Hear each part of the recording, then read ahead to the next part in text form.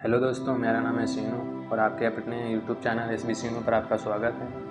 मैं लाया हूँ एक और न्यू कॉमिक्स जिसका नाम है परशुराम। दोस्तों, ये रहा इसका कवर पोस्ट। तो दोस्तों, कॉमिक को शुरू करते हैं। जब मैं छोटा था, मेरी माँ मुझे कहानियाँ सुनाया करती थी, राजा और रानी की, देवी देवताओं की, साधु संतों और राक्षसों की। मैं सोचता था कि ये राक्षस इतने निर्दयी क्यों होते हैं, ये वास्तव में करना क्या चाहते हैं। उसका उत्तर कदाचित बीते हुए समय के गर्भ में छुपा है।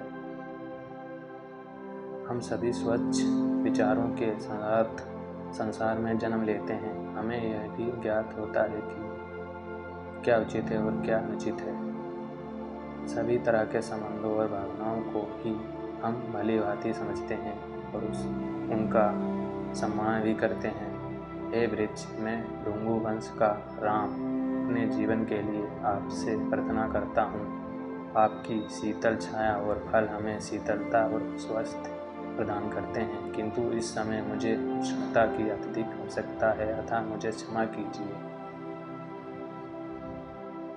मानव प्रकृति पर निर्भर है। प्रकृति की गोद में ही मानव का विकास निरंतर होता रहता है और वह आगे भी होता रहेगा। प्रकृति से अनावश्यक छेड़छाड़ विनाश को आमंत्रित करती है। हम जब भी कुछ अनुचित करते हैं तो हमारा हृदय हमें धिक्कारता है। हमें ज्ञात होता है कि जो हमने किया वो उचित नहीं है, फिर भी हम उसे नकार देते हैं।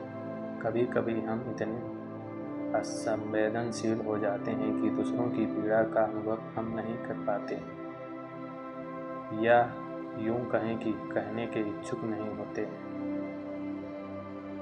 यह अमानवीयता का प्रथम चरण होता है। भृंगु वंशियों का आश्रम, किसी परिजन को खोना संसार की सबसे पीड़ादायक दुर्घटना होती है। समय बड़ा बलवान है, पलक झपकते ही क्या हो जाएगा ये किसी को पता नहीं चलता।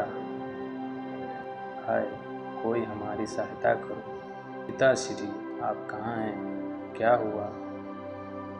क्रोध मानव का सबसे बड़ा शत्रु होता है। पिताश्री, आप चिंता मत कीजिए, मैं आ गया हूँ। मेरे पुत्र राम, ये तुम हो क्या? पिताश्री, क्या हुआ? मैं कुछ देर के लिए आश्रम से बाहर क्या गया, ये क्या अनर्थ हो गया?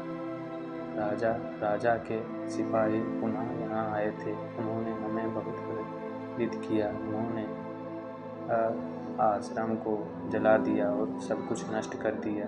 उन्होंने किसी को जीवित नहीं छोड़ा। पुत्र नहीं पिताश्री, क्रोध जब आपके मस्तिष्क को वश में कर लेता है तब आप विक्षिप्त से हो जाते हैं। पिताश्री का पार्थिव शरीर मेरे सामने पड़ा था। वो आश्रम जो वेदों की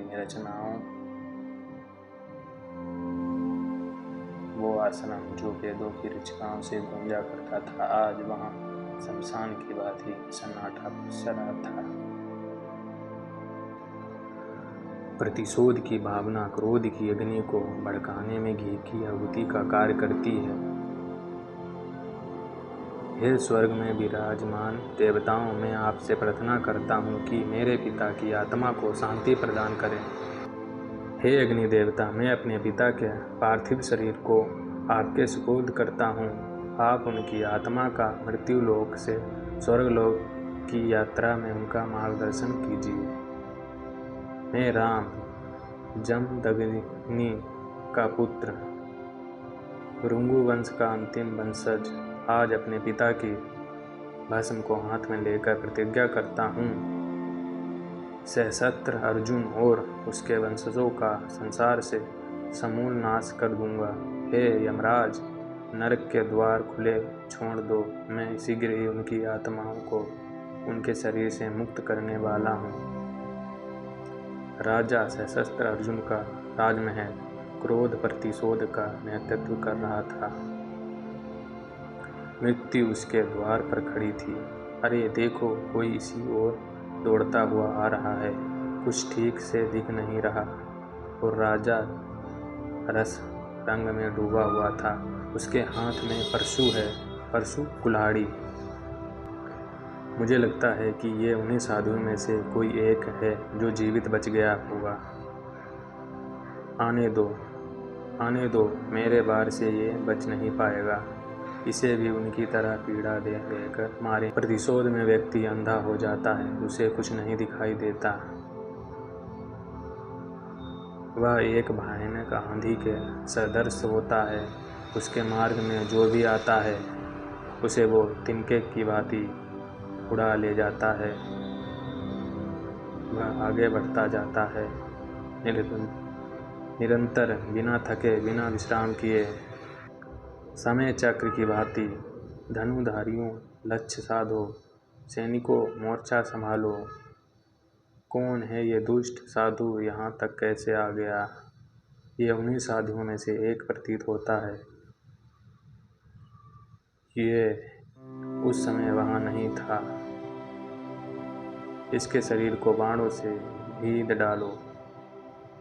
पलक झपकने जितने समय में ही मैंने भी मोर्चा संभाल लिया। हिंसा का प्रत्युत्तर हिंसा से दिया जाने वाला लगा। कुछ देर तक ये खेल चलता रहा, किंतु ज़्यादा देर तक नहीं। मैंने निहत्था हो गया, किंतु शीघ्र ही मेरा परशु मेरे हाथ में पुनः आ गया। कृपया मुझे क्षमा कर दीजिए। जब एक बार आपने कर्म कर दिया तो उसका फल भुगतने के लिए तत्पर रहना चाहिए। हमारे पाप का फल हमें अवश्य मिलता है। पापी ये विचार अपने हृदय से निकाल दे कि उनको उनके पाप का दंड नहीं मिलेगा। यही सृष्टि का नियम है, जिसे झूठ लाया नहीं जा सकता, ना ही इसे परिवर्तित किया जा सकता। वापस आने का कोई मार्ग नहीं है। कृपया उन्हें क्षमा कर दीजिए। मैं विनती करती हूँ, हट जाओ मेरे मार्ग से। नहीं, हाँ। सहस्त्र अर्जुन, जमदग्नि का पुत्र राम तेरे शीश के लिए आया है। अब मेरे परशु की धार से संसार की कोई भी शक्ति तेरी रक्षा नहीं कर सकती। यह तेरा अति आत्मविश्वास ही तेरी मृत्यु का कारण बनेगा। मेरे राजमहल में आकर इतना उत्पात करने का दुस्साहस कैसे किया तूने? मेरा समूल नाश करने आया था तू, अब तू निर्वंश ही मरेगा। आज सभी क्षणों से मुक्ति मिल जाएगी। आज भृंगु वंश का अंतिम वंशज भी मारा जाएगा। मैं तब तक नहीं मर सकता जब तक तेरे वंश को संसार से समूल नष्ट ना कर दूं। राक्षस, ये व्यर्थ का प्रलाप बंद कर और सत्य का सामना कर। मूर्ख, देखा जाए तो हम दोनों ही राक्षस हैं। आज वही जीवित बचेगा जो अधिक शक्तिशाली होगा। मैं क्रोध से थर थर काँप रहा था। मुझे उस दुष्ट से अपने परिजनों की मृत्यु का प्रतिशोध लेना था। उसके वंश को मिटाने की जो प्रतिज्ञा मैंने की थी उसे पूर्ण करना था। यह हिंसात्मक द्वंद्व काफ़ी देर तक चलता रहा। कहते हैं कि शत्रु को कभी निर्बल नहीं समझना चाहिए। मुझसे यही एक त्रुटि हो गई थी, किंतु अब मुझे अपनी भूल का आभास हो चुका था।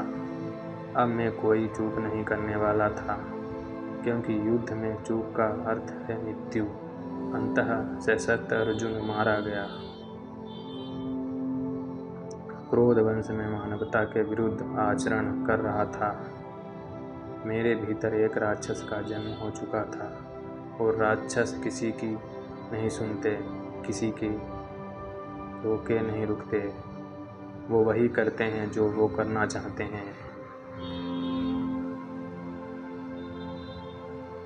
नहीं नहीं, कृपया मुझे छोड़ दीजिए, दया कीजिए।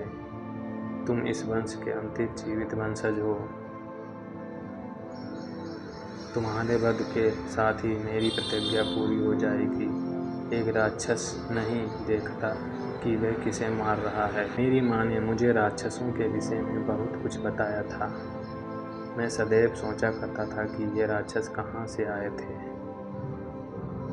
अब मुझे ज्ञात हो गया था कि ये हमारे भीतर ही छुपे होते हैं।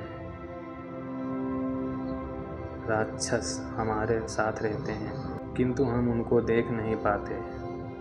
हमारे विचार ही हमारे उत्थान और पतन का मार्ग प्रशस्त करते हैं। मैं राम, जमदग्नि का पुत्र, भृंगु वंश का अंतिम वंशज, अब क्रोध का परित्याग कर चुका था।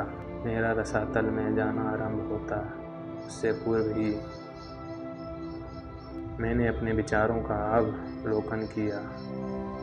कैसे मैं एक मानव से राक्षस में परिवर्तित हो गया, इसका उत्तर अब मुझे मिल चुका था। क्रोध और प्रतिशोध की ज्वाला, ये दोनों बुद्धि को हार लेते हैं। अतः क्रोध और प्रतिशोध की कुत्सित भावनाओं के हृदय में जन्म लेते ही के परशु से उनका अंत कर देना चाहिए। दोस्तों, कहानी कैसी लगी कमेंट करके ज़रूर बताना। अगर वीडियो अच्छी लगी तो लाइक करना, शेयर करना और चैनल को सब्सक्राइब करना। Thanks for watching.